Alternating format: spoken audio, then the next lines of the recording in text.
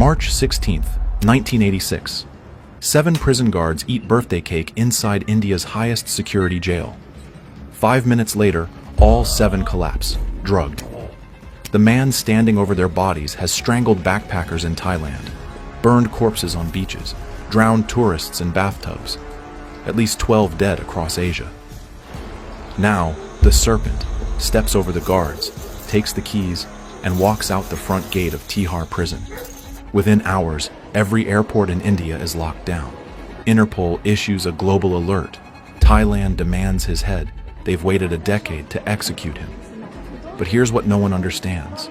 3 weeks later, the most wanted man in Asia is sitting by a restaurant window in a tourist town, waiting. He doesn't run when police walk in. He smiles and holds out his wrists. Because Charles Sobraj didn't escape to find freedom, freedom meant an execution in Thailand. The only place on earth that could save his life? The prison cell he just left. Why would escaping guarantee his execution? And how did getting caught become his only way out? January 1986. Behind Tihar's concrete walls, Charles Sobraj lives better than half the people outside them. Guards call him Sahib, boss, master, the honorific reserved for men who command respect.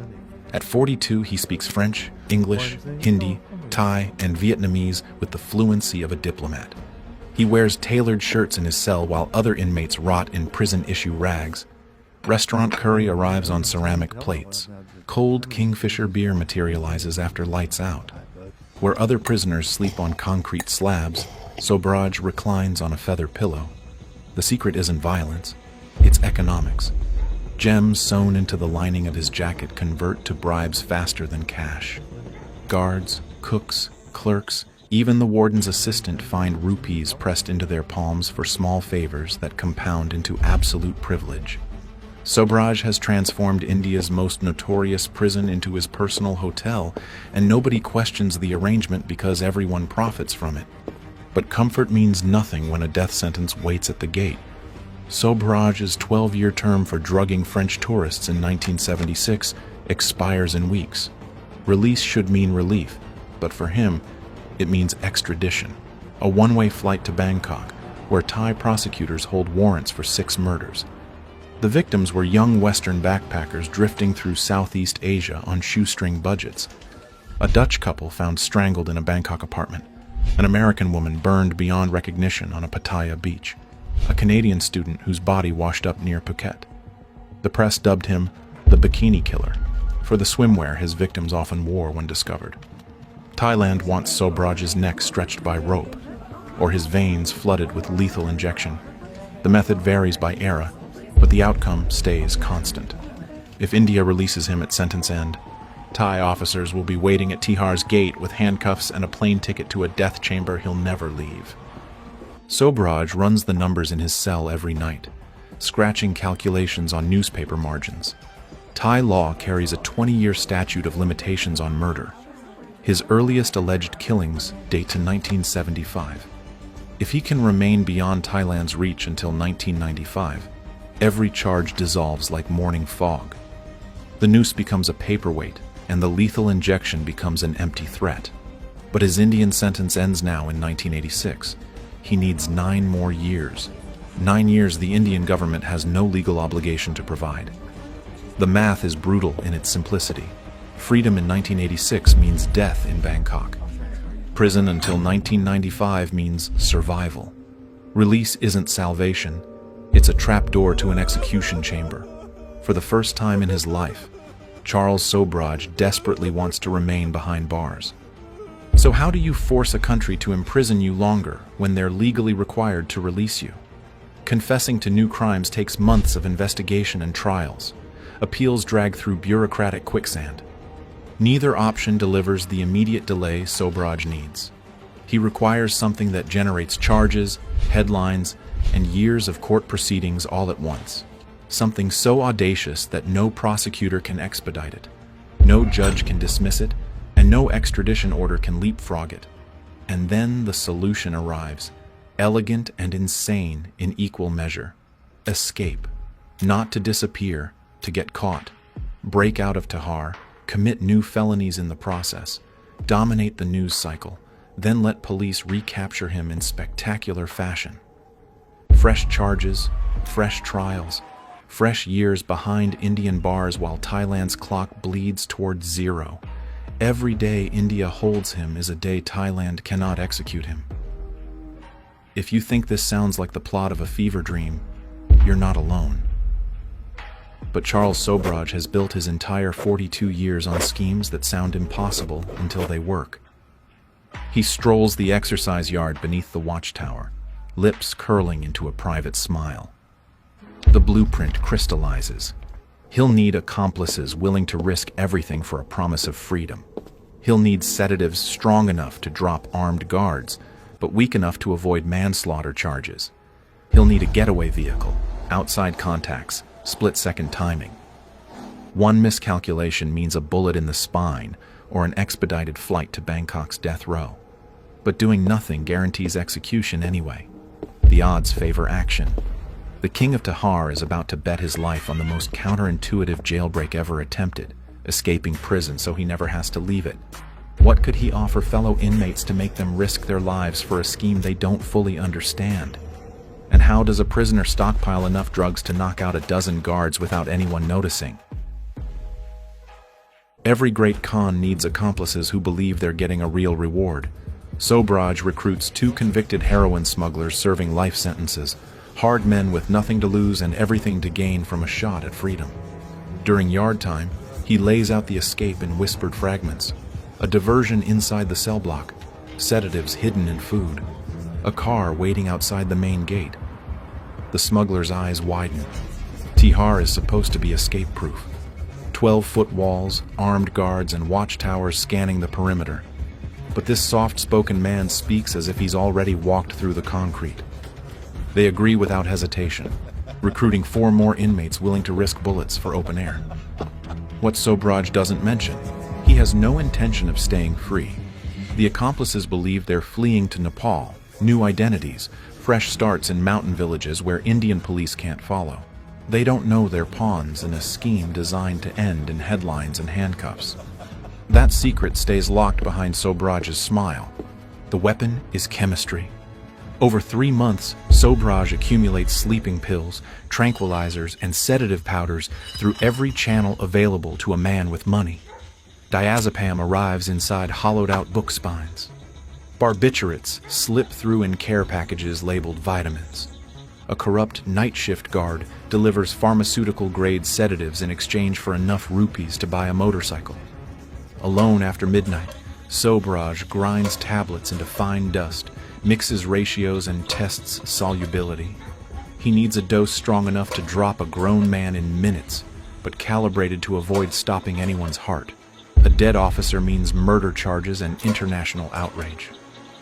Unconscious guards mean assault, exactly the kind of mid-level felonies that clog Indian courts for years. To verify the dosage, he lures a stray cat with drugged scraps.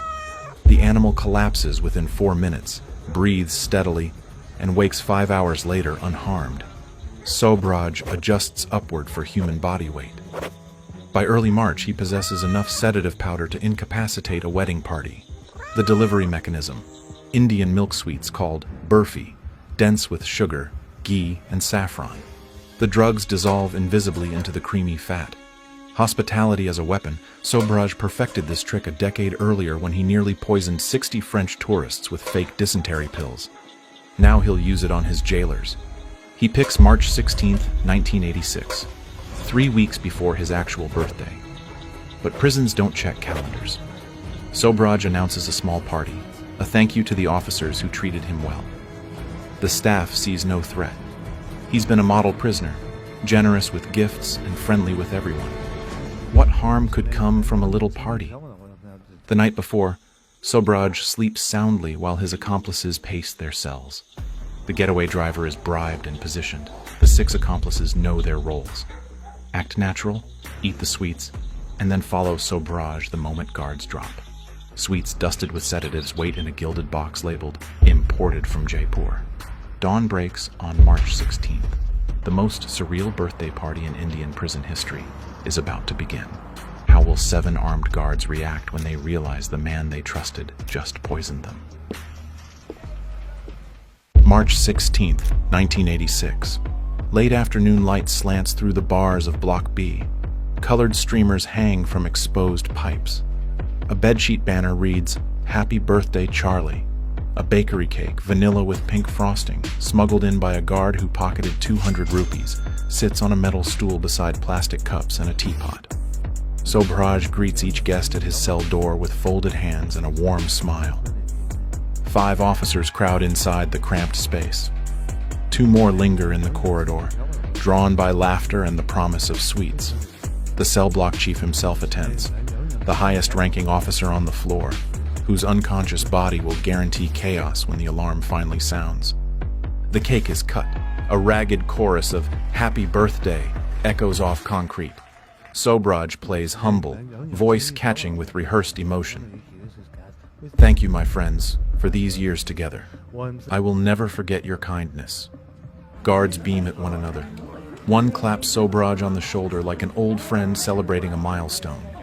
The scene is surreal. Armed law enforcement celebrating a serial killer's birthday inside maximum security. No one notices the accomplice inmates watching from the corner, eyes fixed on Sobraj, waiting for a signal.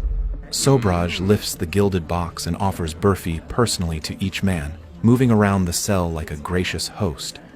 "Extra special," he murmurs. "Imported from Jaipur, the best sweet shop in Rajasthan." The sweets are dense with ghee and saffron, each one laced with enough sedative to flatten a grown man in minutes. Guards devour them without hesitation. Prison food is monotonous, and quality sweets are rare luxuries. One officer snatches a second piece before anyone else can claim it, doubling his dose without knowing. Sobraj glances at the wall clock as he sets down the empty box. 5:12 p.m. Shift change at 5:45. He needs every guard unconscious before fresh officers arrive and discover the carnage. For 2 minutes, nothing seems wrong. Conversation continues. Tea is poured. A guard tells a joke that gets scattered laughs. Then a senior officer pauses mid-sentence, blinking rapidly as if trying to focus on something just out of reach. Sweat beads on his forehead. Another man's teacup clatters to the floor. "I don't feel," he starts, then crumples against the wall like a marionette with cut strings. The collapse cascades through the room. Guards stagger, grab for furniture, clutch their heads. One reaches for his radio, but his fingers won't close around it. The 2 sentries in the corridor rush in to help their fallen colleagues and succumb within seconds, the drugs already circulating through their bloodstreams from the sweets they'd sampled earlier. In under 5 minutes, 7 officers lie sprawled across the floor, breathing but unconscious. The highest security prison in India has been neutralized by dessert. Sobraj moves fast. He steps over a twitching guard, bends down, and unclips the master keyring from the man's belt. An accomplice lets out a whoop of triumph, and Sobraj silences him with a glare sharp enough to cut glass. Celebration comes later, or never, depending on the next 30 minutes. They drag unconscious bodies out of the doorway, positioning them against the walls. Then, Sobraj performs the final theatrical flourish. He locks all 7 guards inside his own cell, the prisoner caging his jailers. The reversal is almost poetic, but there's no time to savor it. He leads 6 men down the corridor at a deliberate, casual pace. Running draws attention. Panic draws bullets. They walk like trustees returning from an errand, nodding at a drowsy sentry who barely glances up from his newspaper, passing a clerk too focused on paperwork to notice anything unusual. Shift change is minutes away. At the final checkpoint, a guard sits behind reinforced glass with his hand near a panic button. Sobraj approaches with an easy smile. "Errand for the warden's office," he says in fluent Hindi. The guard hesitates. Something feels off, but Sobraj's face is familiar from years of model behavior. The guard buzzes them through. "Back in a minute," Sobraj calls cheerfully as the heavy steel gate swings open. It clangs shut behind them with a sound like a coffin closing. Outside, Delhi evening air fills his lungs for the first time in a decade. The White Ambassador waits exactly where promised. Engine idling, driver gripping the wheel. Sobraj ushers his accomplices inside and slides into the back seat. The driver pulls into traffic before the sun touches the horizon. Behind them, Tihar sits quiet, oblivious. Inside Block B, 7 guards will sleep for hours before anyone discovers the locked cell and the missing inmates. The accomplices tremble with adrenaline, giddy at their impossible luck. Sobraj offers only a thin smile. They expect him to celebrate, to reveal the border crossing, to plot their new lives. Instead, the car heads south, toward Goa, a tourist paradise 1,200 kilometers away, crawling with police, foreigners, and journalists.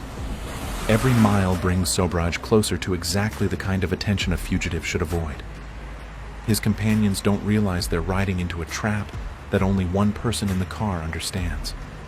What happens when India's entire law enforcement apparatus starts hunting the most infamous killer on the subcontinent?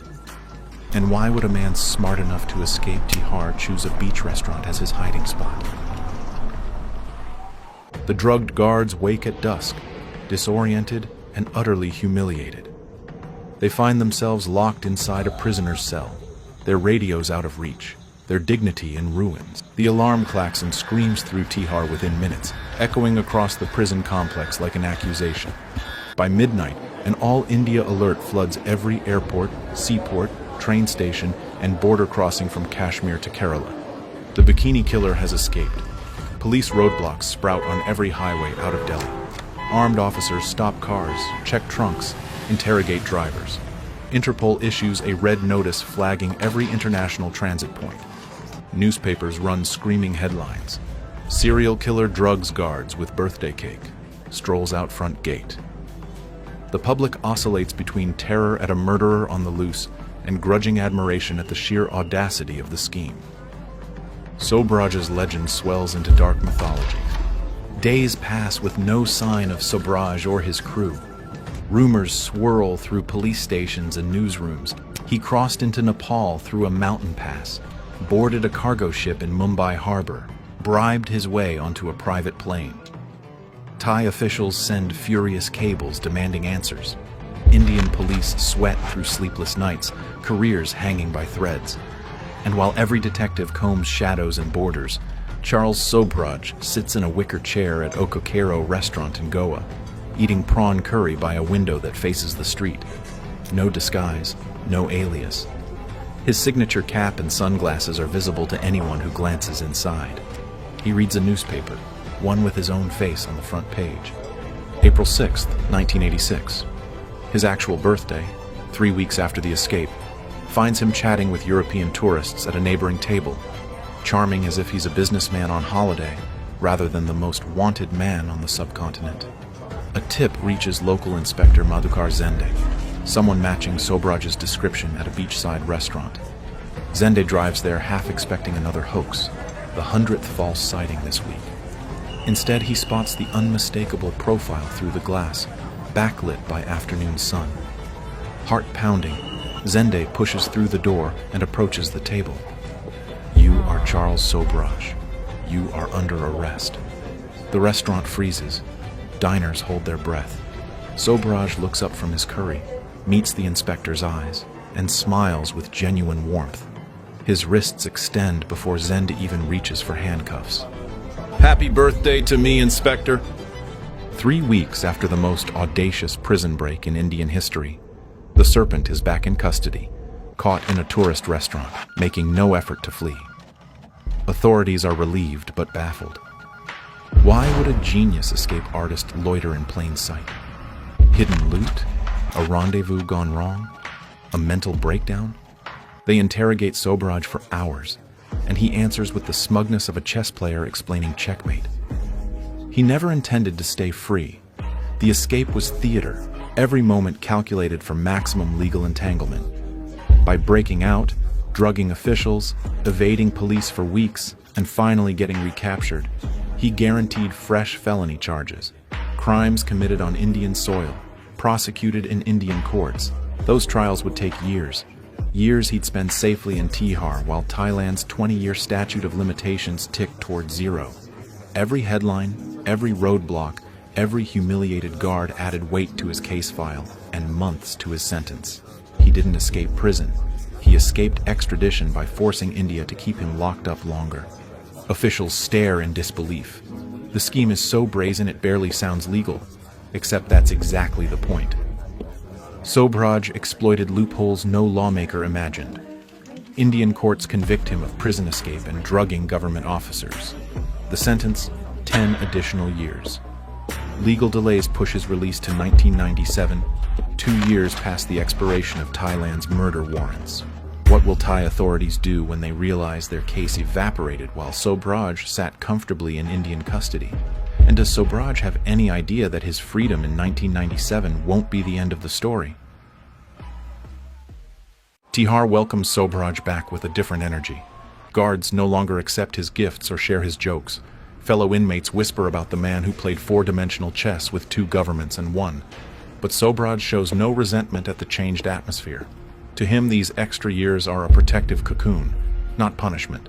He reads philosophy, exercises in the yard, grants sly interviews that burnish his legend without admitting guilt. Reporters arrive from 3 continents. Every story feeds the myth of the unkillable serpent, the criminal mastermind who drugged his way out of India's most secure prison and got recaptured on purpose. The restaurant in Goa installs a commemorative plaque at the table where he was arrested, a tourist attraction born from a serial killer's hubris. Thailand watches helplessly. Their extradition request sits in bureaucratic limbo as months become years. By 1995, the statute of limitations on the earliest murders expires. By 1997, every charge dissolves into legal vapor.